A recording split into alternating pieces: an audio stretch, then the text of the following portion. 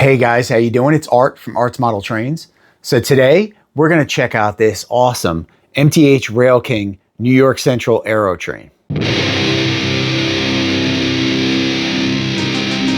So if you guys caught my video about York last week, you'll know the story behind this. My buddy Dell grabbed me in the Grzybowski's booth when I was in the middle of a conversation with a couple of people and was like, you need to stop talking here and come with me. I got to show you something. He dragged me to the other side of the booth and there were two Aerotrains sitting there.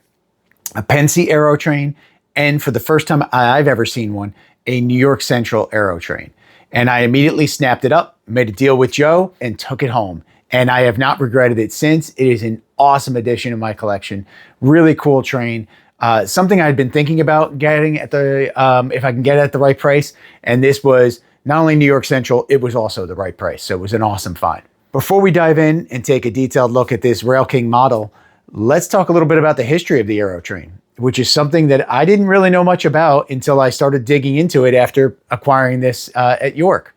So in the 50s, fresh off their success from the F units, the F3s, F7s, GM was looking to help the railroads find a way to come up with faster, cheaper alternatives for passenger trains. The idea being, already we were starting to feel after World War II, the decline of the railroads and their revenue. So GM was looking for a cheap way to produce trains for the railroads in hopes that it would help them with their revenue service. So the first two Aerotrain units that were delivered were actually given one to Pensy and one to New York Central. The Pennsylvania one ran initially from Pittsburgh to Philadelphia. It was further reduced after a while to run a shorter route. And then New York Central used theirs from Chicago to Detroit. The units were only used for a few months in trial service, and then they realized that they were not going to work out. The passenger cars themselves were converted buses that were made wider to fit the rail width, as well as equipped with different types of suspension. They proved to be inadequate with only two-wheel trucks. The ride was not smooth, not enjoyable. People did not like it, as well as the locomotives. While they look really cool and really fast, they're not very fast, and they tended to be underpowered. Both of those initial units were then given to UP, rented by UP.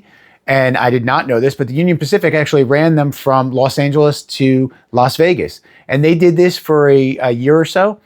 And then they too also gave up on them.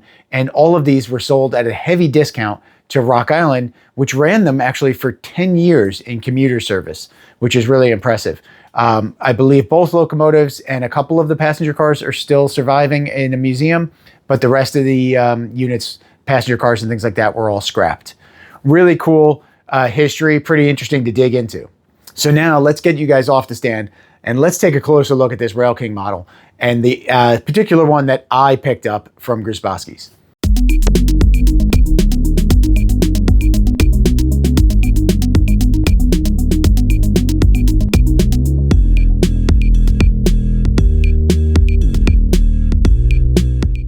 All right, so I have some track power applied, but I have not started up the locomotive. And as you can see, there's some pretty good lighting. There's a cab light in there. Not a lot of room in the cab for figures or anything because there is a motor right there.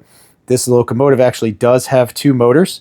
So there's a motor with four-wheel trucks here with traction tires. And there is a motor, and let me actually pick this off the track, with a four-wheel truck in the back here. But as you can see, two of the wheels are actually kind of really small. I'm trying to get a good light there so you can see that.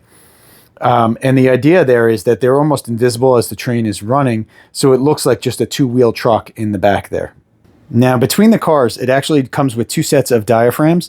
These are the smaller pair, and you can see they're a little aged, I guess is the way to say it. And there is a larger set of diaphragms if you have wider curves. I have not tried to switch these out yet just because I feel like my curves at 054 and 048 might not work for those diaphragms, so I'm going to leave it the way they are. And you can see that this locomotive is actually just really cool. And as I said, it looks really fast, but in real life, it was actually not very fast. Now let's take a look at some of those passenger cars.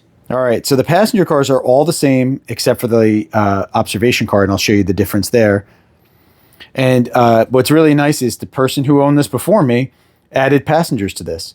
But according to the MTH WTIU system, this did not have a lot of mileage on it. I've actually doubled or more than doubled the mileage since I bought this set. So the person must have just really run it sparingly or had it on display, but very cool that they added passengers to it. And that's what I'll do when I get the add-on card that I purchased.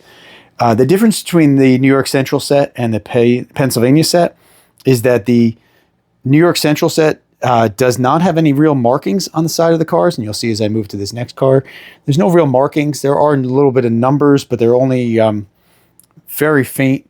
You could probably pick them up. There's like a number right there. The Pennsylvania one actually has the Pennsylvania Keystone logo on it.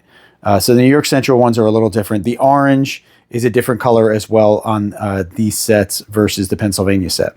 And as I mentioned before, the ride on these cars wasn't great in reality, and that's because of these two-wheel trucks.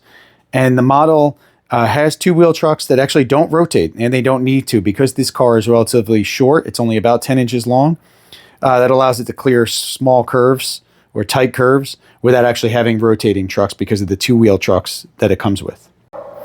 Okay, and this is the one different passenger car, which is obviously the observation car, which has a very 1950s kind of rear end, almost like a Cadillac from the 50s that had the fins. So very cool. Again, these are all shaped off of bus bodies, which is really interesting. Very nice streamlined silver appearance to them. And as you can see, this person who had it before me even put figures in the back there, but they're kind of high up in the air there. So I might open that up one day and try to adjust that. But really cool and just a really unique train set. All right, so I've pulled it forward and given it some power so that you guys can see the train complete around the bend here. And what really surprised me is not only had I not seen a New York Central version of this, I had never seen a PS3 version of this. I'm told that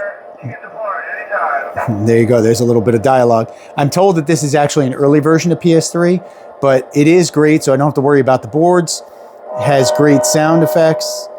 Now arriving from Chicago on track 1, the Great Lakes Aerotrain. And it actually was called the Great Lakes Aerotrain, so that's really cool. And it has dialogue for all the different stops as well.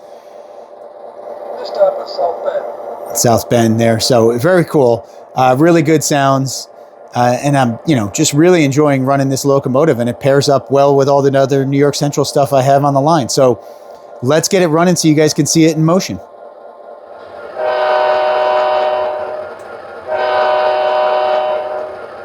departing for Cleveland on track 1, the Great Lakes Aerotrain.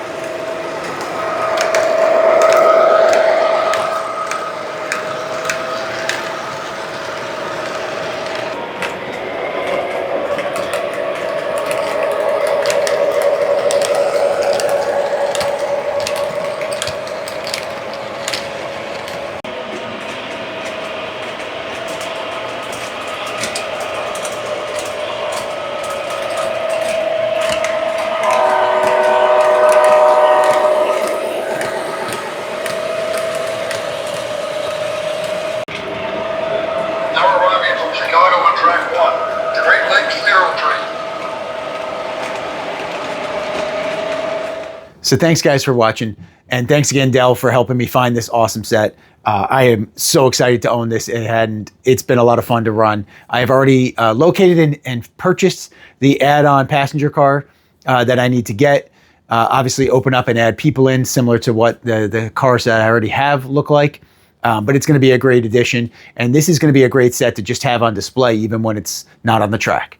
Thanks for watching, guys. Please be sure to like and subscribe, and I'll see you again on the next one.